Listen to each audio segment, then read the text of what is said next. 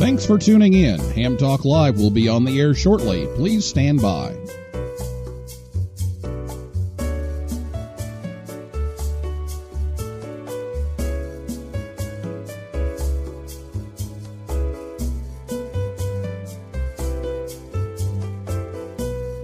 Thanks for tuning in. Ham Talk Live will be on the air shortly. Please stand by.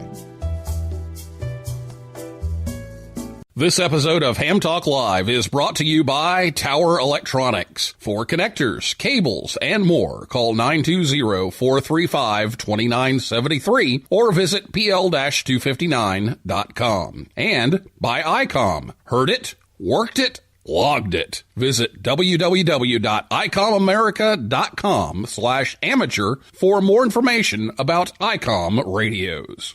It's Ham Radio with Neil Rapp. Here we go. Welcome to Ham Talk Live. Call in, let's talk. Neil's your guy. Ham Talk Live. Here we go on Ham Talk Radio.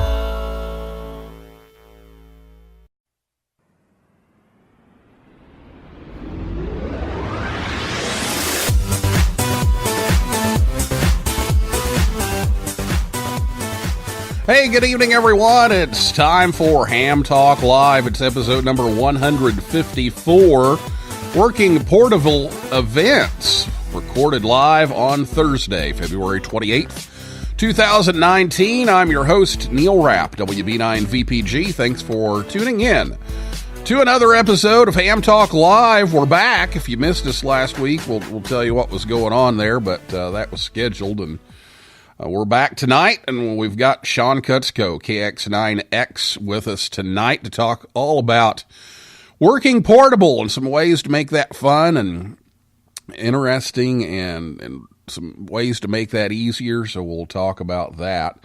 Last week I wasn't here, and I kind of announced that ahead of time because I was I'm also the PA announcer at the school where I teach, and the final regular season basketball game of the year is always on a Thursday night. Normally we don't play on Thursday night, but it was on Thursday night, so I had to do that. But in addition to that, our coach became the winningest coach in Indiana high school basketball history. So not only did I have to do the game, which included senior night and all that stuff, but then we had a big post-game celebration for him afterwards and had to take care of some audio for that and everything. So that's where I was last week. And 2 weeks ago, we had open lines for dating stories. And I have to say, we ran out of time.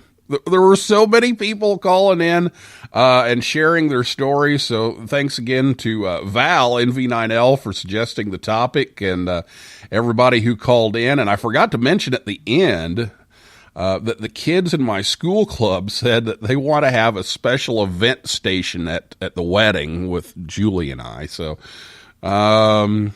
Julie said it would be okay, but I don't know. We'll see if that happens. But you just never know. But if you missed that show, listen anytime at hamtalklive.com or on your favorite podcast app or on YouTube. Or don't forget, we're on WTWW now, 5085 AM Saturday evenings at about 6:30 p.m. Eastern. So get your portable questions ready to go. And if you're listening to us on Thursday night, you can give us a call after I talk to Sean for a little bit by calling the phone number. And yeah, we're still on our temporary number. So let me give you the temporary number again. It's 812-650-9556. Again, 812-650-9556 is the number to call tonight. And hopefully we're going to get that switched over soon. You can also tweet us. We're still at Ham Talk Live on Twitter, so we'll check the tweets out in a little while as well. And I'll be back with Sean right after this word from ICOM America right here on Ham Talk Live. Create your own band opening. ICOM's newest SDR transceiver, the IC9700, is coming soon. This new radio is bringing direct sampling to the UHF-VHF weak signal world. The IC9700 all-mode transceiver is loaded with innovative features such as dedicated amateur satellite operation, color touchscreen, D-Star capability built in, RF direct sampling on the 2-meter and 70-centimeter bands, dual independent receivers capable of full duplex operation, as well as dual watch, and maximum output power of 100 watts on 2 meters, 75 watts on 70 centimeters, and 10 watts on 1.2 gigahertz. Visit www.icomamerica.com/amateur for more information on ICOM radios. Ham Talk Live with Neil Rapp.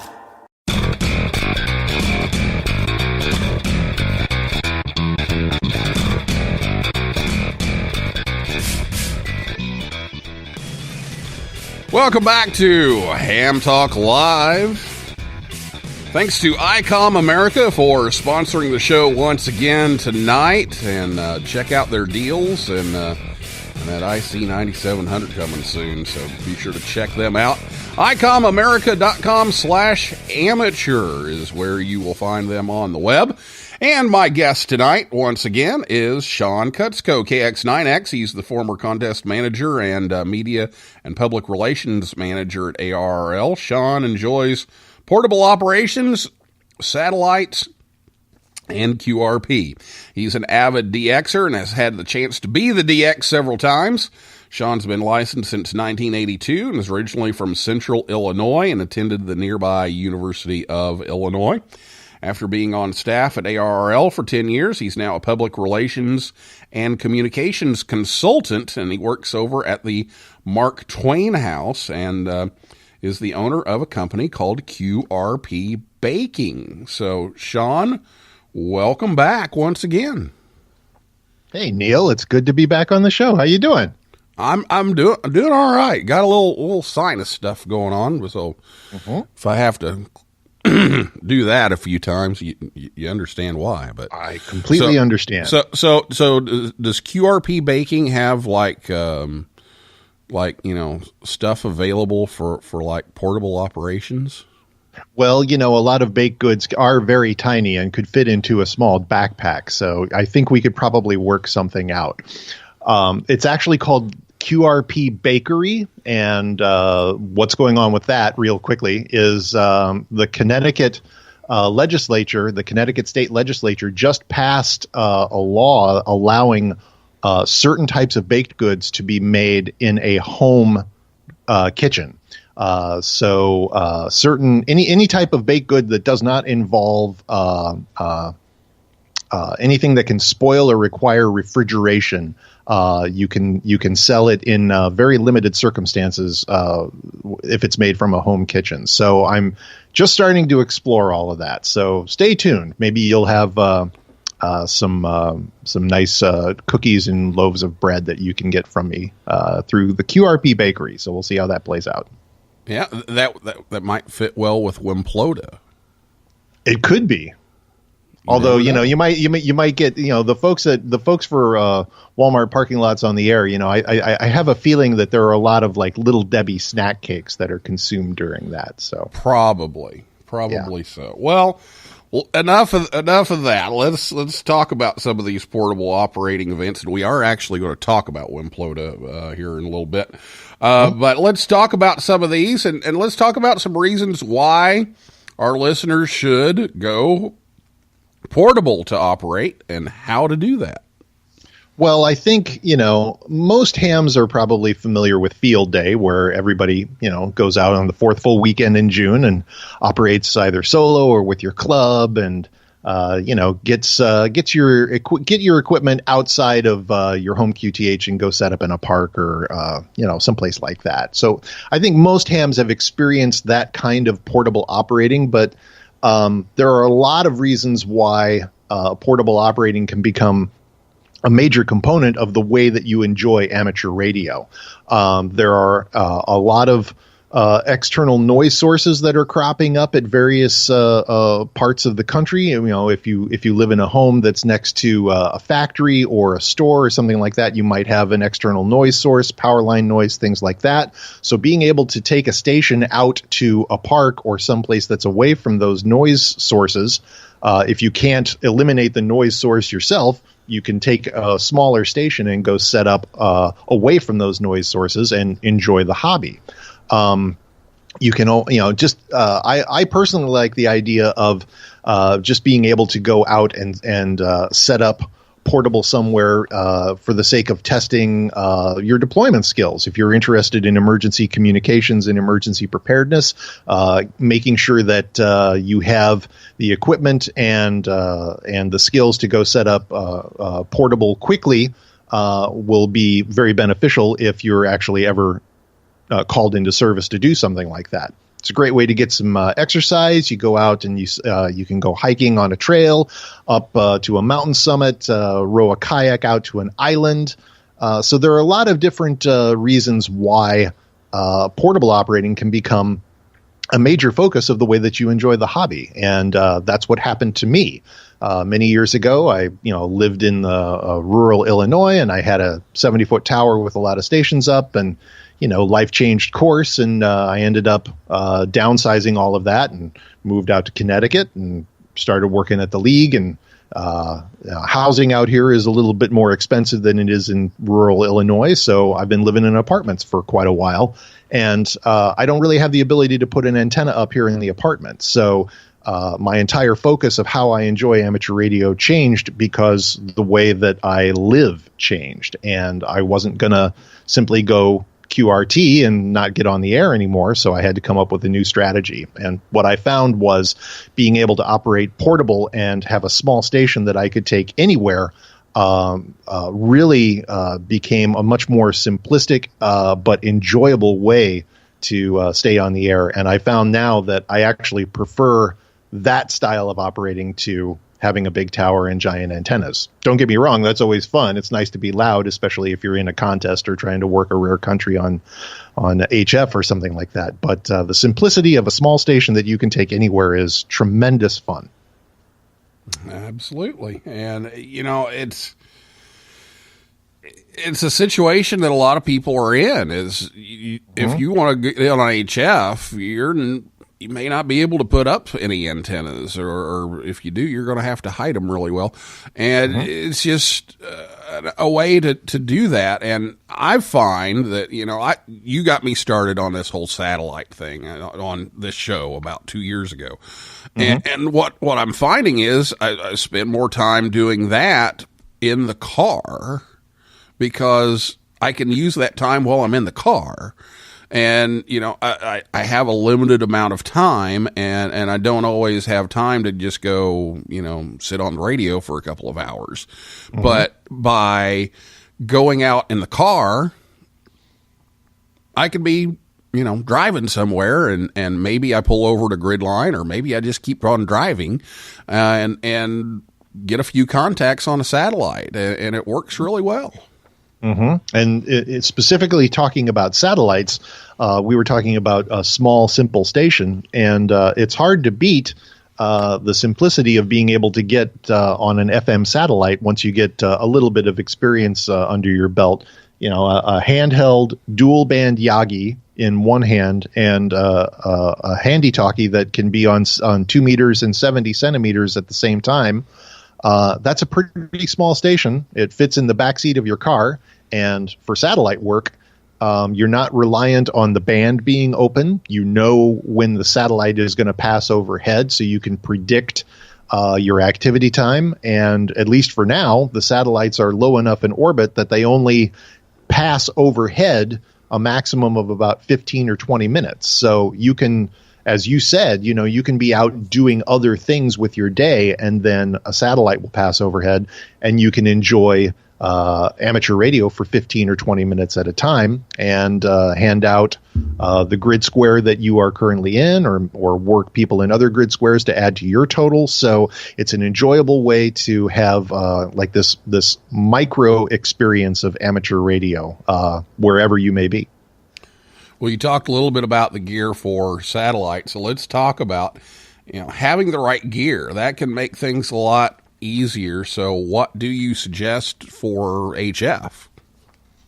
Well, for HF, it really depends on how you want to approach portable operating to begin with. I'm an advocate of super small station, super low power, QRP power, but that doesn't necessarily have to be the only way that you enjoy portable operating. I mean, if you think about it, portable operating just means you're using amateur radio from a place that is not your home station location. So if you extrapolate that out, a lot of the major de-expeditions are portable operations. They bring several tons of equipment with them, and it costs a lot of money to go to some of these places, but that's still a portable operation. So if you're not comfortable with the idea of consolidating your station down to a 5-watt radio and 6 or 7 pounds worth of gear, there are certainly all sorts of other alternatives that you can do. You can have a station in your car and be able to go mobile and set up in a park somewhere that way. It could be as simple as taking your HF transceiver that you have in your house and hooking up a 12-volt battery and taking that to a remote location. Maybe you could rent a cabin in a different state or a different county, and you could set up a station that way. So it really depends on what level of operating you're comfortable with. You probably don't want to take 50 pounds of gear up the side of a mountain if you're walking up there. You can if you want. I wouldn't recommend it. But if you simply want to, say, put on a rare county during your state's QSO party, you can fill your car up with as much stuff as you want and go take it to a park or a rental cabin or something like that. If you're more interested in doing the super low QRP portable stuff, there's tons of great equipment out there for you to consider. Wire antenna. I think the half-wave dipole kind of gets a bad rap as an antenna. I think a resonant half-wave dipole up a quarter wavelength will do wonders for you. I think you'll be surprised how good one of those can work under decent conditions. And there are all sorts of other things available to you too. If you're interested in QRP and you're a kit builder, there are dozens of lightweight QRP kits that are available for you. There's still some CW only radios that are out there that are super cheap and would work very well. Digital modes open up a whole opportunity of other equipment. So you have a lot of options that are available to you. I can't recommend just one way of doing it because amateur radio is about experimentation and trying new things. So whatever works for you.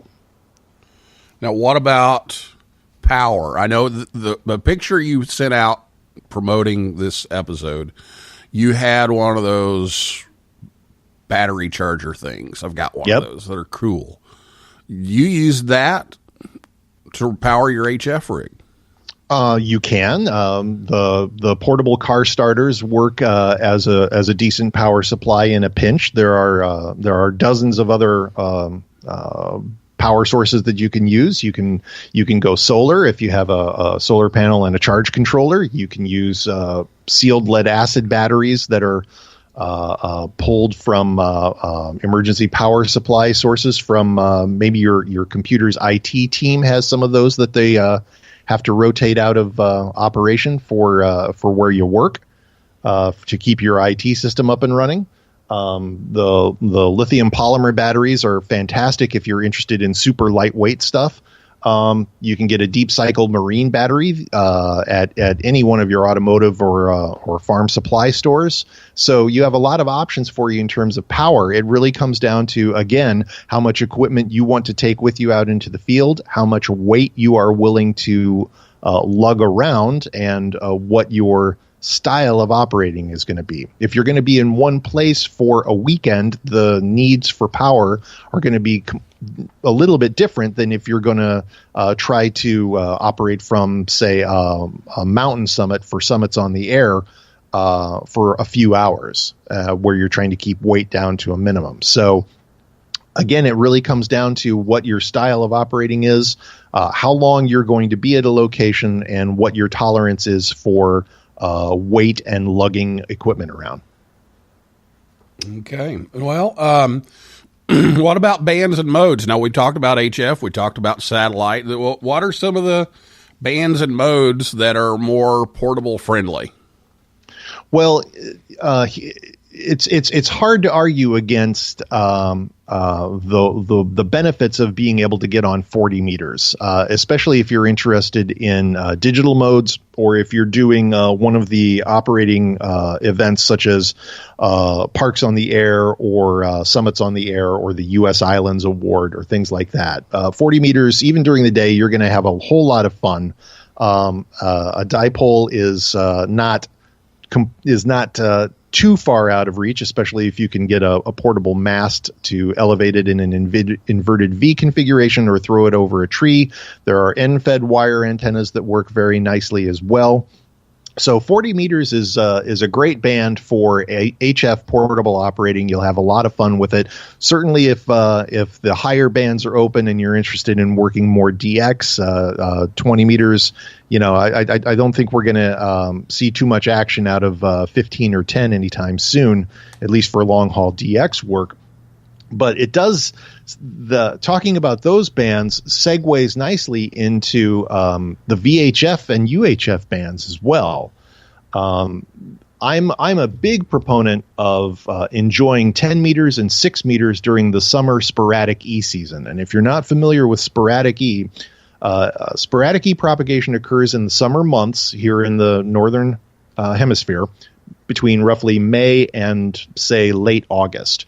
And it is a relatively short range of propagation mode that occurs in the E layer of the ionosphere.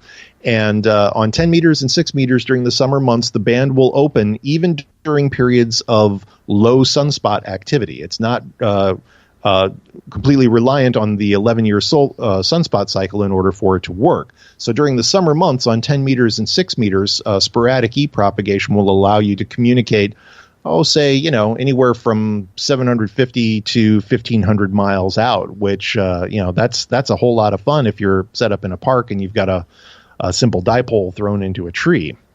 So 6 meters especially, a 6 meter dipole is less than 10 feet long. And if the band is open, 6 meters is a tremendous amount of fun, and technician class licensees have access to 6 meters as well, as they do on 10 meters sideband too. So these are things to keep an eye on during the summer months. 10 meters and 6 meters, and the VHF stuff is a tremendous amount of fun. And there are contests geared around the VHF bands, 6 meters and 2 meters and 70 centimeters and all of them. So, the ARRL has the June VHF contest, which is the second weekend in June, and that's 6 meters and up.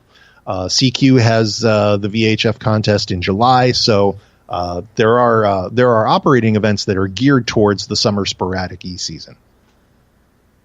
So you have to keep an eye on the ionosphere. That is true. Good play. You can't tell I'm a chemistry teacher, can you? But dumb. Yeah, exactly. Well, hey, we're now that we've talked about what bands and what equipment and all that kind of thing. There's some cool events that are going on that are definitely geared for portable operation. You created the wildly successful National Parks on the Air program. Now Canada's picked up on it. And so let's talk about the Canada version for a little bit, and then some things like US Islands and something that you also came up with. Right. So I was pleased to hear that Radio Amateurs of Canada and a group of Canadian hams came up with Canadian National Parks on the Air for 2019. This got started thanks to a gentleman by the name of Doug Grace, Victor Echo 1 Delta Fox Golf. He's up in Nova Scotia, and he was having coffee with some of his local hams up in Nova Scotia and was commenting on how good National Parks on the Air was going back in 2016. And he asked the question that so many projects are born out of, which was, hey, why can't we do that? And so he got together a team of volunteers who basically said, we can do this. And it took them a little while, but they put together Canadian National Parks on the Air, and they got it up and running for this year. And there are 220 different Canadian national historic sites and national parks that are going to be on the air all year long, just like the National Parks on the Air event back in 2016 here in the States. So I'm really, really happy for them. It's been a good event so far. There's been a lot of good activity, and there have been U.S. hams that have crossed over into Canada and activated parks as well. We all know one of the stars of National Parks on the Air was Pete Kobach, K0BAK. And he took his mobile operation up and activated 6 parks on the very first day, on January 1st this year. So, and I know that there were a couple of satellite operators from the U.S. that went into Canada and activated a few Canadian historic sites on January 1st on satellite as well. So if you were looking for something to do for 2019 for your vacation, grab your passport and take your gear and head up north and take a look at one of the 220 sites in Canada that are going to be available to you for Canadian National Parks on the Air this year. You can they got a website. It's CNPOTA.ca, and you can also follow CNPOTA on Facebook and Twitter as well. And just like what happened with National Parks on the Air here in the States, there's a whole lot of operators that are congregating in the Facebook group, and they're posting daily activities, who's going to be on from where, and there's a lot of information on their website as well. And again, that's CNPOTA.ca. So be sure to check that out. It's going to be one of the best events of the year. All right. And before we take a break here, let's talk a little bit about the U.S. Islands as well. Well, U.S. Islands is all about operating islands that are found within the United States borders. So it doesn't have to be in salt water. They can be in lakes, rivers, streams along the coast. But it's all designed for islands that are within the United States territory. And this year happens to be their 25th year of being around, and they have a special USI 25th Anniversary Award going on this year. So for people who collect islands, if you confirm a QSO with 25 different islands during 2019, you qualify for an award. And if you like operating portable, if you activate 25 different islands during 2019, you qualify for a special award for that as well. And they have all the rules and all the information, and the list of eligible islands for the U.S. Islands program is on their website, and that is usislands.org. And it's getting on the air from an island is a tremendous amount of fun. And there are a lot of islands that qualify for U.S. Islands that you can drive to. You don't need a boat to take part in this program in many instances. And another part of U.S. Islands that's a tremendous amount of fun is there are about 17,000 islands in the United States, and not all of them have been qualified or identified for the U.S. Islands Awards program. So if you enjoy geography and enjoy poking around with a map, you can pretty easily find islands that would qualify for the U.S. Islands program, but simply haven't been added to the list yet. So there's a heavy incentive of being able to be the very first person to ever transmit from an island for ham radio. And for me, I find that incredibly compelling. So I spend a lot of time looking at maps. And again, all of that information is on the U.S. Islands website at usislands.org. Check it out, the 25th Anniversary Award. It's a lot of fun. All right. And then you had this idea. You ended up on the injured reserve list here for a bit. but tell us a little bit about this CT90 idea. Well, it's, for me, I just enjoy going out and being portable operating portable, and I was looking at the Worldwide Flora and Fauna Foundation, which is all about transmitting from parks and nature reserves and things like that all around the world. And then in addition to that, there's a spin-off organization here in the States called Parks on the Air. And state parks qualify for both of those awards. And I got to poking around, and I saw that there were 90 parks, 90 eligible units in the state of Connecticut. So I thought, why don't I try and see if I can transmit from all 90 state parks in Connecticut? And I got started on that about a year and a half, maybe 2 years ago. And I got about 12 of them under my belt, and I was out doing an activation in February of last year, and I sprained my ankle really, really badly. And truth be told, I still haven't fully recovered from that. So it kind of slowed me down last year, and I had some other things going on with work and whatnot, and I didn't get on the air nearly as much as I would have liked to last year. But that's just an example of finding a personal goal to motivate you to go out and get on the air, whether it's transmitting from all of the islands in your county, or all of the summits on the air summits in your state, or state parks in your area, whatever the case may be. It's always nice to be able to have like something to motivate you, like a carrot at the end of the stick to keep you moving forward and see how many different things you can activate. So for me, that personal goal is trying to see how many state parks in Connecticut I can transmit from. And, everybody's going to have something different. I'm not going to get a prize for doing it. It's just something that I thought would be fun and unique and keep me motivated. So that's why I chose to do it. And I'll bet that there is something similar for everybody who's listening to this show out there that they could do in their area with not too much effort. All right. And we got to go, but I do want to get this in because this just was announced here in the last week, that the second annual Walmart Parking Lots on the Air weekend, which is actually Wimplota 3, I think, because we did like a special one, but that's just been announced. It's July 6th and 7th. So get those shopping carts ready to roll.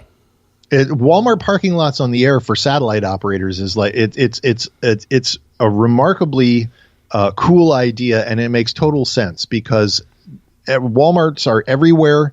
It's easy to set up a portable satellite station in a Walmart parking lot fairly simply, and each store has a unique store identifier. So you can hand out a different Walmart store each time you mosey down the road a few miles. So it's a lot of fun, and it's a very unique event. And I have to tip my cap to the satellite guys who came up with it. It's not something I would have thought up, but it's brilliant. And you fit right in. You don't look unusual at all.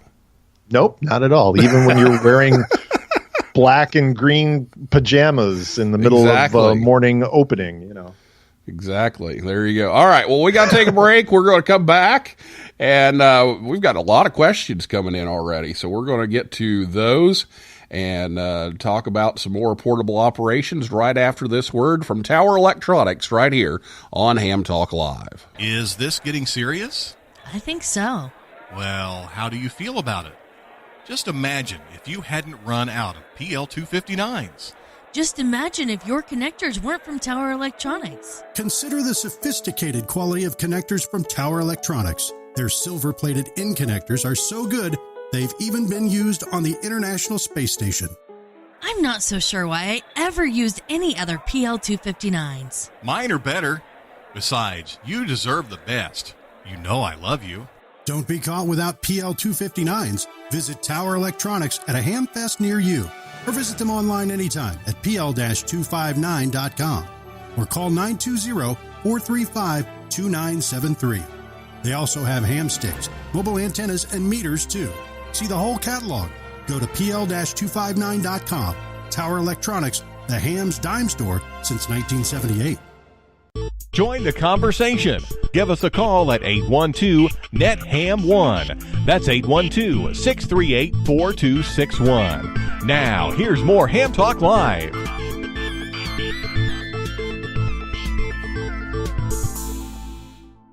If a man says something in the woods and there are no women there, is he still wrong? You're listening to Ham Talk Live with Neil Rapp.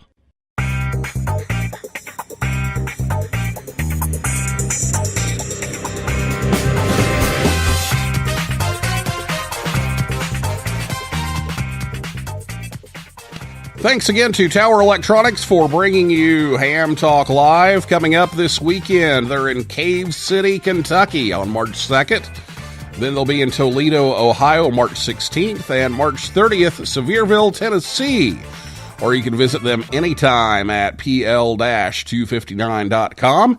And Ham Talk Live is on the air every Thursday night at 9 p.m. Eastern Time right here at hamtalklive.com. And be sure to check us out on Facebook, Twitter, and Instagram. And we're going to take some questions here, but the phone number again tonight is the temporary number. It's 812-650-9556. If you have a question, give us a call at 812-650-9556. Or you can tweet us at Ham Talk Live. If you're listening to us on WTWW or the podcast edition, you're not going to reach anybody because it's Thursday night right now when we're doing this show, so you won't be able to get through. Wow, we've got a lot of questions typed tonight, so let me get to Twitter first. Nathan, KA3MTT, has a question here. Let me make sure your audio is back up here. Okay, he says, my son, KA3MTU, and I are looking to do an IOTA activation in April. Any suggestions for traveling with gear using commercial flights and TSA issues? Okay, so I just flew to London last June, and I took an HT and a portable satellite antenna with me. Depending on where you're going, I would certainly recommend that you check the TSA website to make sure that you are meeting all of the regulations that they have in play. The big one that they are going to be concerned about is if you're bringing a lithium battery with you, you can't put that in your checked baggage, I believe is the case. So you're going to need to make sure that that your lithium batteries, if you're using lithium batteries, you got to make sure that those are in your carry-on. I have heard a lot of stories of people who have had absolutely no trouble with bringing small amounts of radio gear on board in their carry-on luggage. Checking it, I would not recommend checking it if you can get away with it. I took a complete HF station with me down to Antigua many years ago. I admit this was several years ago, but despite my best efforts in packing it well, it just got banged around too much in the checked baggage, and I actually ended up with a cracked display on my ICOM rig from that experience. So that turned me off to packing radios in checked baggage unless there is simply no other way to do it. If you have to check, if you have to put all of your radio gear in your checked baggage, it is absolutely worth the money to get a hard shell case with foam on the inside, such as a Pelican case or something similar to that, because you don't want to end up on your IOTA expedition without a functioning radio. That will ruin your entire experience. So check the TSA website about what you can and cannot bring on board the plane. And make sure that if you have to put it in your checked baggage, that you use a hard shell case such as a Pelican case with foam on the inside to properly protect your radio. But anecdotally, I can tell you that when I flew over to London last year, I was bringing an HT and a portable dual band Yagi for satellite work, and nobody cared. I didn't have any questions during check-in or going through customs or anything like that. Nobody cared. However, that is my anecdotal story, and that is not a guarantee that that will happen to you. All right, good disclaimer.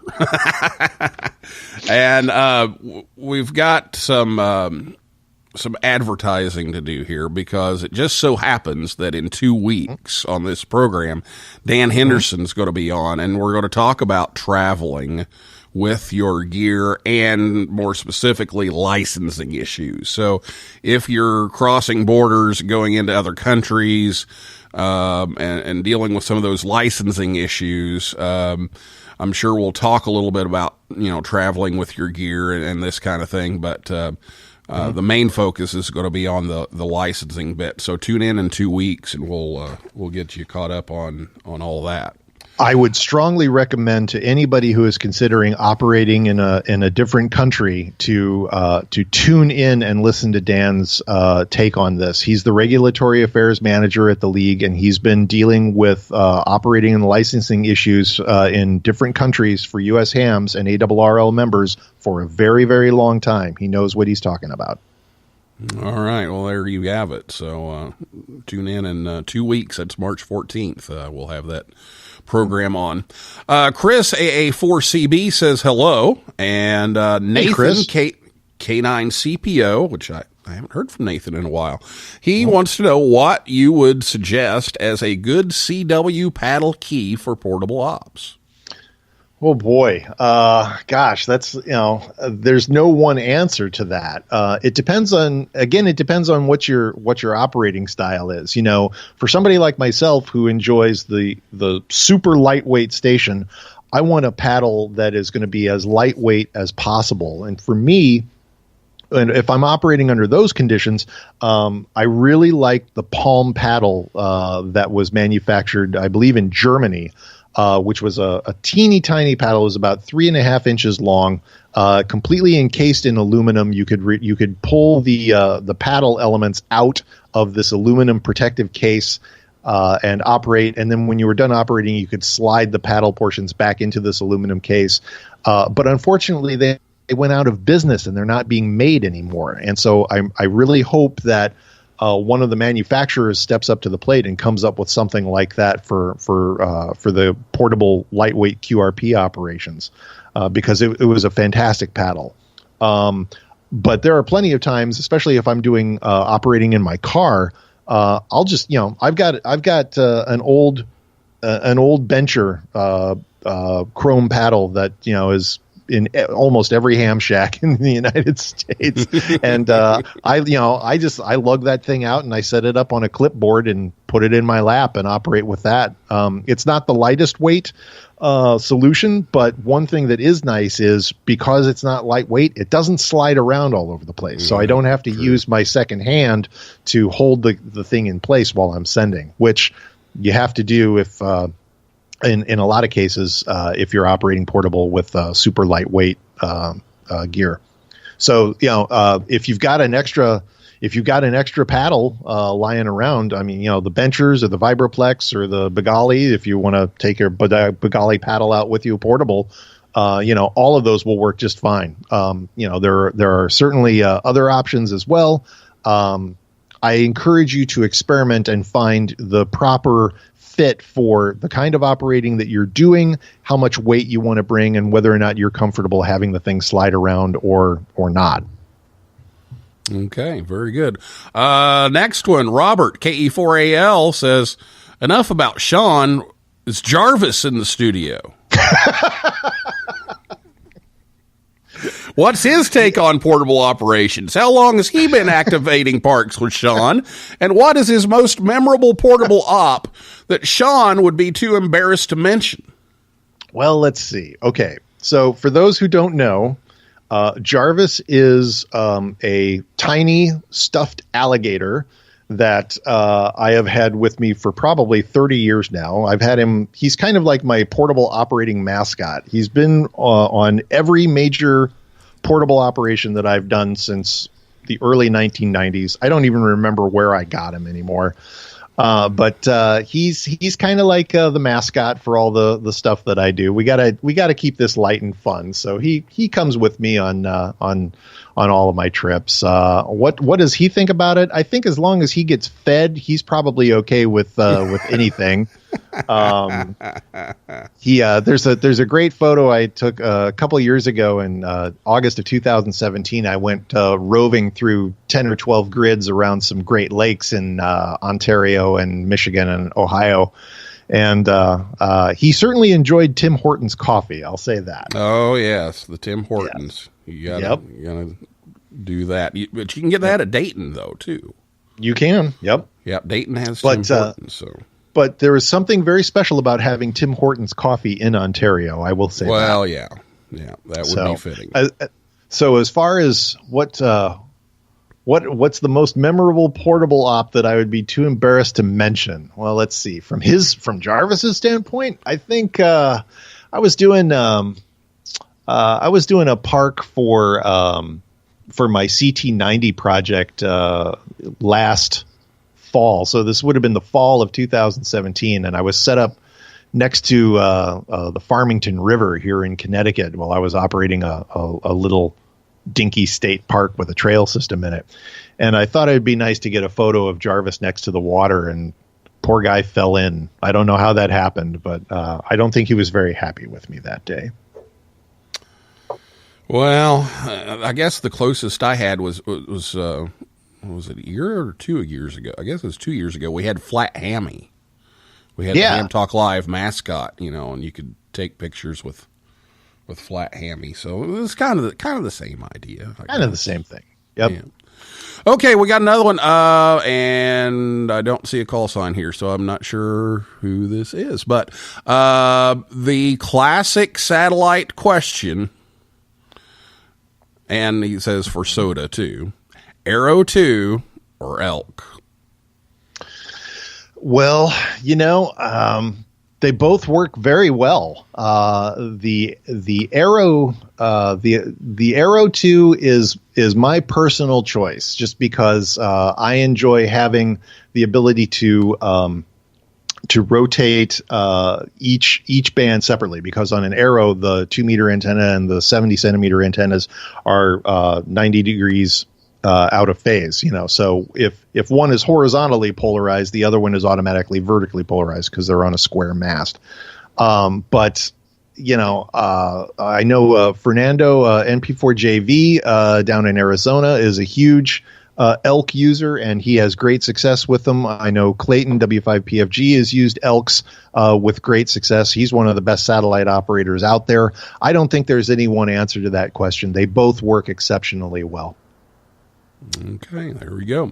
Troy W9KVR says we used a Tar Heel screwdriver from the back of the school bus with a TS480 and a 12-volt battery to operate from Turkey Run State Park during School Club Roundup in October 2016. I remember that because we worked them. That's just down the road here. And that worked out well on the school bus. Well, that's if you're operating from a school bus, that's a heck of a ground plane for your Tar Heel.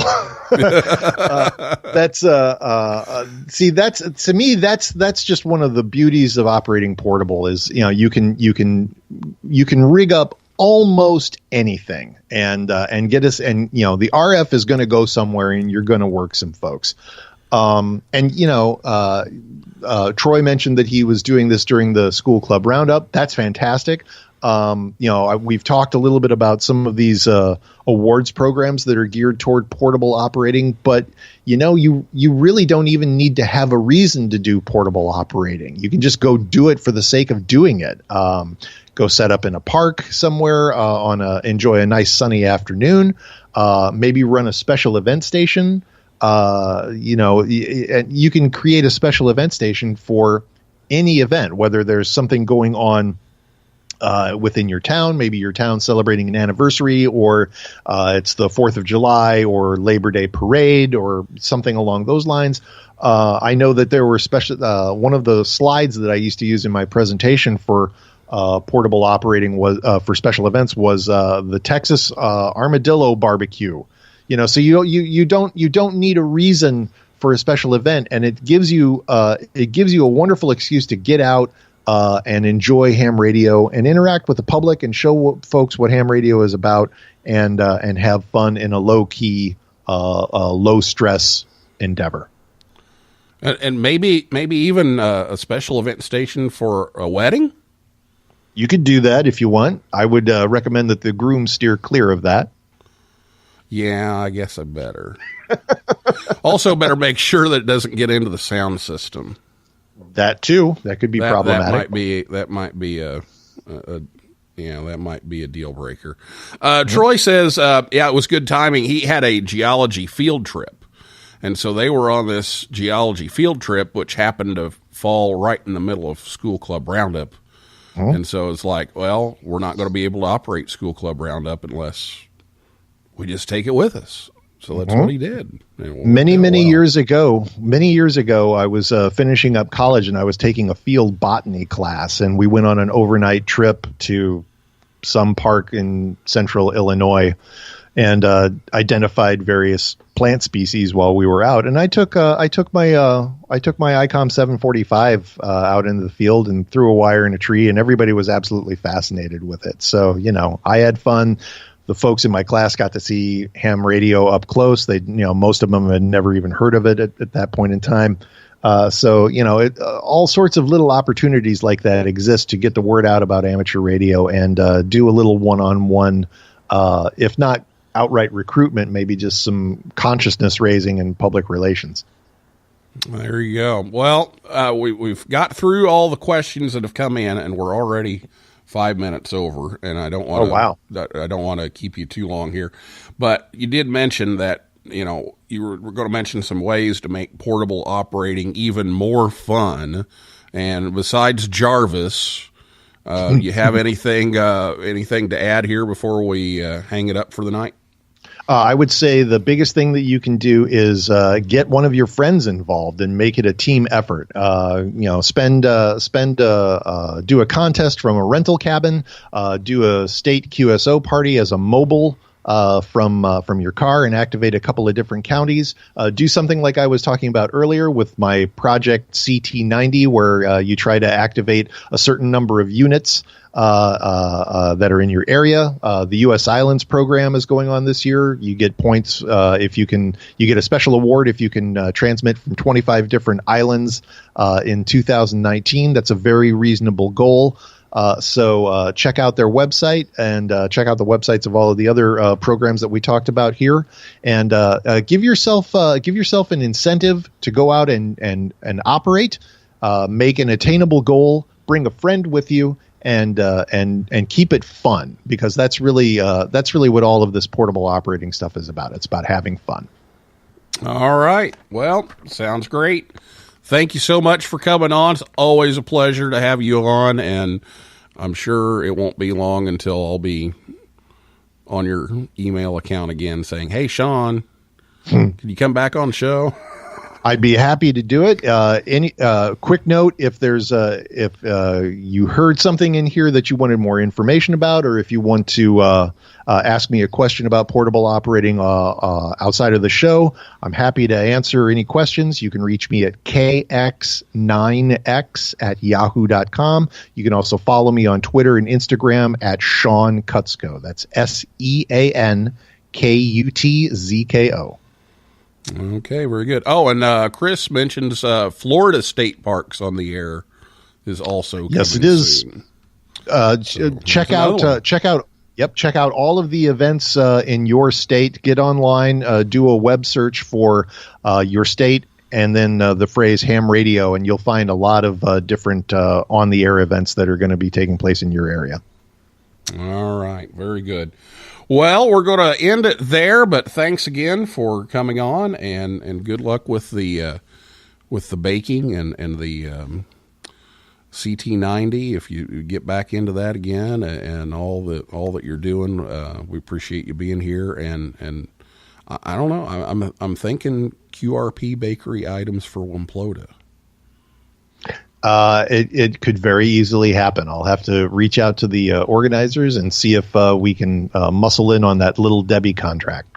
Yeah, there you go. All right. Well, that's a wrap for this week's edition of Ham Talk Live. Thanks to Sean Kutzko, KX9X, and everybody out there in cyberspace for listening and writing in tonight. And I invite you all back next Thursday night at 9 p.m. Eastern Time, when Sterling Mann, N0SSC, will be here to talk about the YARC youth contesting program. For a list of all of our upcoming guests, just go over to hamtalklive.com, and if you like the show, please consider leaving us a review on iTunes or wherever you listen. That helps others find us faster. So for now, this is Neil Rapp, WB9VPG, saying 7375, and may the good DX be yours.